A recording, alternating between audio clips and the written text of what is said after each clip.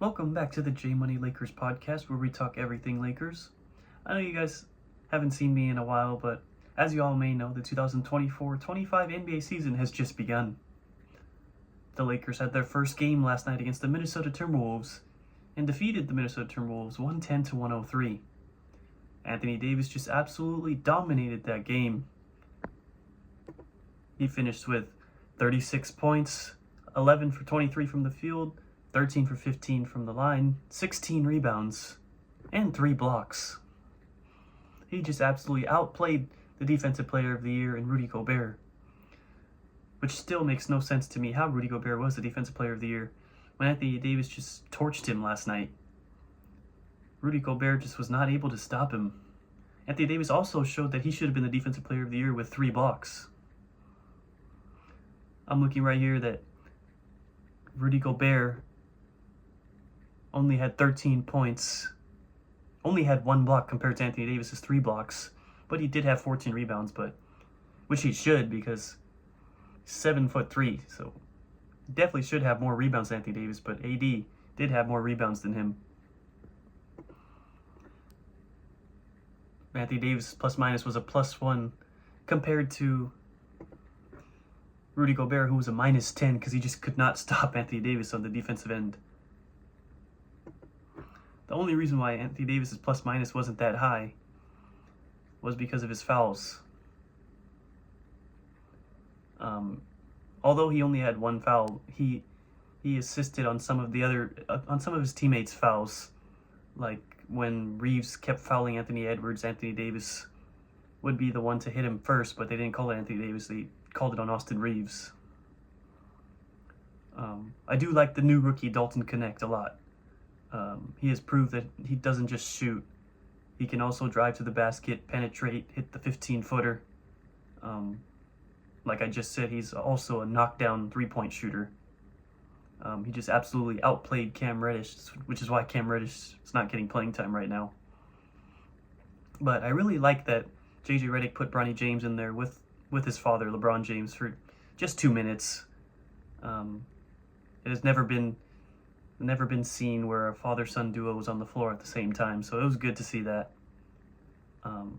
Bronny James may not see the floor in a while, but it was only the first game of the season, so JJ was just wanted his Bronny James to experience that with his dad, so which makes sense that he did it in the first game because he wouldn't do it against the Phoenix Suns in the second game. Definitely not.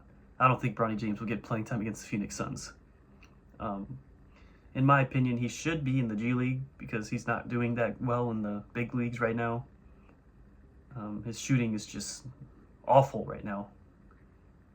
He cannot hit an open 3 to save his life. I haven't seen him hit a 15-foot jumper too. I've seen him hit a couple layups here and there, but that's about it. His defense is pretty good though. He is able to stay in front of his defenders. Last night he was guarding Anthony Edwards for a little bit. He was able to stay in front of him. His only problem on defense is when he's guarding bigger guys. But that's enough about Bronny James. Let's talk about the rest of the team. Staying with James, LeBron James also did not have a good game last night. He had only 16 points, 7 for 16 from the field, 1 for 4 from 3, -6 in the plus-minus. But he did get a lot of help from guys like Austin Reeves, Rui Hachimura. Jackson Hayes provided a big spark off the bench. 10 points for Jackson Hayes, 4 for 5 from the field. Rui with 18 points, 7 for 14, hit a 3. Austin Reeves, 12 points, didn't shoot that well, 6 for 14, but was a +12 in the plus-minus. Rui was a +19. Jackson Hayes was only reason why Jackson Hayes was a -1 was because Julius Randle kept scoring on him. But I really like the lineups that JJ Redick has been using. I like the 2 big lineup with Jackson Hayes and Anthony Davis. Last night he used it against Minnesota, and Minnesota was just not able to score in the paint. And the Lakers were also, on the offensive side of the floor, they were getting easy buckets inside. D'Angelo Russell throwing lobs to Jackson Hayes, one time throwing a lob to Anthony Davis, the other time LeBron James playing off the ball, which I think LeBron plays really well off the ball when he's just cutting to the basket.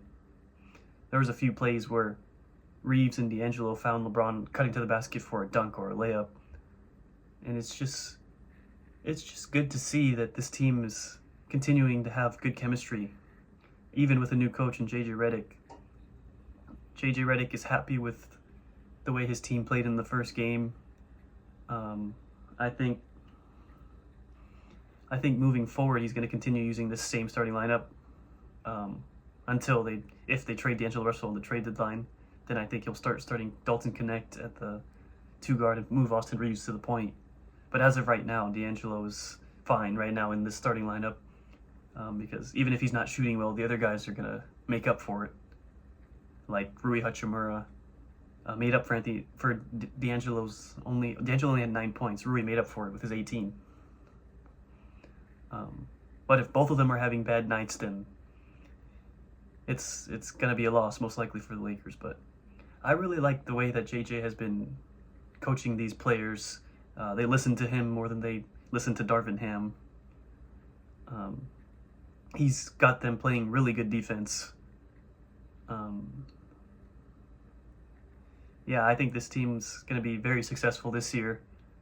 They do play Phoenix on Friday, so we'll see how JJ can handle Kevin Durant, Devin Booker, and Bradley Beal in a regular season game, because we all saw that. The Lakers played the Phoenix Suns in the preseason, but it was the preseason. Those 3 did not play the whole game. They came out in like the beginning of the fourth quarter when Dalton Knecht just absolutely... I know you guys remember that game when Dalton Knecht just caught fire in that fourth quarter and overtime. So we'll see if Dalton Knecht can do that again against the Phoenix Suns coming off the bench. I think Dalton Knecht loves playing against the Suns now, so I think on Friday he's going to score at least 10 points. Even if he plays only 15, 16 minutes, he'll still score probably at least 10 points.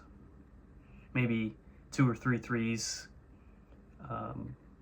I can actually see him scoring 15, even in 15 minutes. So we'll see how the Lakers do in these next couple games. They got Phoenix, like I said, they got Phoenix on Friday. They got a back-to-back. They play Sacramento, but they do stay at home. Play Sacramento on Saturday. And we're just waiting to see when Jared Vanderbilt will come back. Christian Wood, we all know, won't be back for another 3 to 4 weeks. But they really do need Jared Vanderbilt's defense, especially against the teams like the Phoenix Suns, with Kevin Durant, the Sacramento Kings with DeMar DeRozan, all those teams with the big wings. They definitely need Jared Vanderbilt for those, because Rui can't play defense and score at the same time. Which is why Jared Vanderbilt worked really well, because he didn't really rely on his scoring. We just relied on him. We didn't really rely on him to score. We relied on his defense. So, like I said, I'm really excited for this season. The Lakers are already at 1-0. Hopefully they could get a winning streak going in the first 3 to 4 games. I can see them going 8-2 in the first 10 games. Maybe 7-3, because they got some tough opponents. They got Phoenix and Sacramento back-to-back, so that'll be a tough one to win both of those games. And then they play Phoenix again on Monday on the road to start a 5-game road trip, I think it is. Yeah, a 5-game road trip. So hopefully they can start 7-3 in the first 10 games, which would put them easily in first place in the West. So yeah, I'm excited to see how LeBron James and Anthony Davis will continue to play. Rui Hachimura will always provide a spark for the Lakers. Austin Reeves will always provide a spark for the Lakers. D'Angelo here and there, but he still will hit at least 1 to 2 threes a game. So D'Angelo will always provide some sort of spark for the Lakers as well. The bench is very young, but they got some scorers on that bench. Dalton Knecht can score. Jackson Hayes, we saw last night, can score. Max Christie's in a cold spell right now, but he also can score, but he plays defense as well. Gabe Vincent plays really good defense. Dalton Knecht is iffy on defense, but he can flat out just score the ball, so he has to get playing time. So, like I said, we'll see how the Lakers do in these next couple games before their 5-game road trip. So yeah, I know you guys haven't seen me in a while. I know you guys are happy to see me. Other than that, I hope you guys enjoy the 2024-25 NBA season, whoever your favorite team may be. As for me, as you all know, I'm a diehard Lakers fan, so I want the Lakers to do really well and get their 18th banner to tie the Celtics. But whoever your guys' favorite teams are, good luck on this season. And I will be posting on Wednesdays and Fridays from here on out throughout the season. So other than that, I'll see you guys on Friday. Peace.